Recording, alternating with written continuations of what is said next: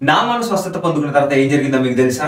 అయితే ఇది part 2 video. Already part 1 video channel లో అప్లోడ్ చేశాను. ఒకవేళ ఆ వీడియో మీరు చూడకపోతే ఆ వీడియో కూడా చూడండి. ఇలాంటి మరికొన్ని వీడియోస్ కావాలంటే లైక్ చేయండి, మీ ఫ్రెండ్స్ తో, మీ చర్చ్ మెంబర్స్ తో షేర్ చేయండి. అలాగే ఈ ఛానల్ ని సబ్స్క్రైబ్ చేసుకోండి. ఇప్పుడు స్టోరీలోకి వెళ్ళిపోయినట్లయితే, నామాను కుష్ఠరోగం తనకి తొలగిపోయాక యెహోవా దేవుణ్ణి స్తుతించి ఇతనే ఇశ్రాయేలు దేవుడే నిజమైన దేవుడు అంటూ దేవునికి కృతజ్ఞతాస్తుతులు చెల్లిస్తాడు. ఆ తర్వాత ఎలీషా దగ్గరికి వెళ్ళి ఎలీషాతో నీకు ఏమైనా బహుమతులు కావాలని చెప్పేసి ఎలీషాని అడిగినప్పుడు ఎలీషా చెప్తాడు కదా, యెహోవా జీవం తోడు నాకు ఏమీ అవసరం లేదు, నాకు దేవుడి కృప మాత్రం చాలని ఎలీషా సెలవిస్తాడు. ఎలీషాని ఎంత బ్రతిమలాడినా ఎలీషా నామాన్ దగ్గర నుంచి ఏమీ బహుమతులు తీసుకోడు. తర్వాత ఎలీషా నువ్వు సంతోషంగా నీ ఇంటికి తిరిగి వెళ్ళిపో అని చెప్పినప్పుడు తను తెచ్చిన బహుమతులతో తన సైనికులతో తిరిగి వెనక్కి వెళ్ళిపోతా ఉంటాడు.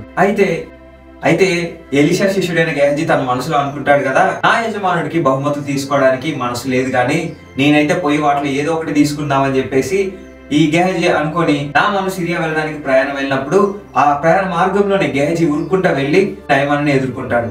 నయమాన్ని ఎదుర్కొన్నప్పుడు నయమాను అతడు పరిగెత్తుకుంటా వచ్చేది చూసి నయమాను ఆగి నీవు క్షేమమేనా అని గెహజీని అడిగినప్పుడు గెహజీ నీవు క్షేమమే, కానీ ఇప్పుడే నా యజమానుడు మీ దగ్గరికి పంపి ఒక వర్తమానాన్ని తెలియజేయమన్నాడు. మీరు వెళ్తుండగానే ఒక ఇద్దరు ప్రవక్త శిష్యులు వేరే ప్రాంతం నుంచి ఇప్పుడే వచ్చినారు, వారికి వెండి వస్త్రాలు కావాలని చెప్పేసి అడిగినప్పుడు నయమాన్ చెప్తాడు కదా, సంతోషంగా నీకు కావాల్సిన దానికి రెండింతలు నువ్వు తీసుకెళ్ళని చెప్పినప్పుడు గెహజీ సంతోషంగా నయమాన్ ఇచ్చిన బహుమతులన్నింటిని కూడా తను తీసుకొని వెళ్తాడు. కానీ ఇక్కడ ప్రవక్త అయిన ఎలీషా ఏ మాత్రం కూడా వాటిని అడగడు. కానీ గెహజీ మాత్రమే తనంతట తానే అడిగి తను దాచుకుందామని చెప్పేసి ఆ బహుమతులు తీసుకుందాం అనుకుంటాడు.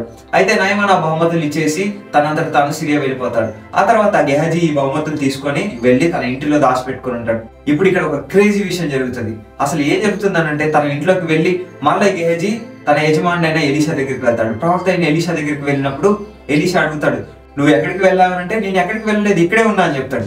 అయితే ఎలీషా మరలా అడుగుతా ఉంటాడు, నువ్వు అక్కడికి వెళ్ళినప్పుడు నా మనసు కూడా నీతో వెళ్ళలేదా, ఇది బహుమతులు తీసుకోవడానికి సమయమా అని చెప్పి ఎలీషా ప్రవక్త గెహజీని ప్రశ్నిస్తాడు. గెహజీ ఎంతో భయపడతాడు. ఆ తర్వాత ఎలీషా ప్రవక్త చెప్తాడు కదా, అతనికి పోయిన కుష్ఠరోగంతో నువ్వు నీ కుటుంబం అంతా కూడా ఇది మొదలుకొని బాధపడతారని చెప్పేసి ఎలీషా ప్రవక్త అయిన ఎలీషా గెహజీతో చెప్పినప్పుడు తెల్లని కుష్ఠరోగాన్ని పొందుకొని అక్కడి నుంచి గెహజీ తిరిగి వెనక్కి వెళ్ళిపోతాడు.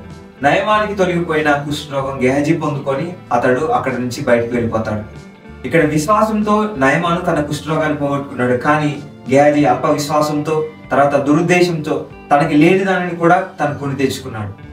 మనం కూడా విశ్వాసంతోనే ఉండాలి, కానీ మనకు అవసరం లేని దానిని ఆశించి మన నష్టాన్ని కొని తెచ్చుకోకూడదు. ఈ వీడియో మీకు నచ్చినట్లయితే మీ ఫ్రెండ్స్ తో, ఫ్యామిలీ మెంబర్స్ తో, మీ చర్చ్ మెంబర్స్ తో షేర్ చేసుకోండి. అలాగే ఇప్పుడు విన్న ఈ గెహజీ గురించిన స్టోరీ ఏ అధ్యాయంలో, ఏ వచనంలో, ఏ గ్రంథంలో ఉందో కూడా కామెంట్ చేయండి. Thank you.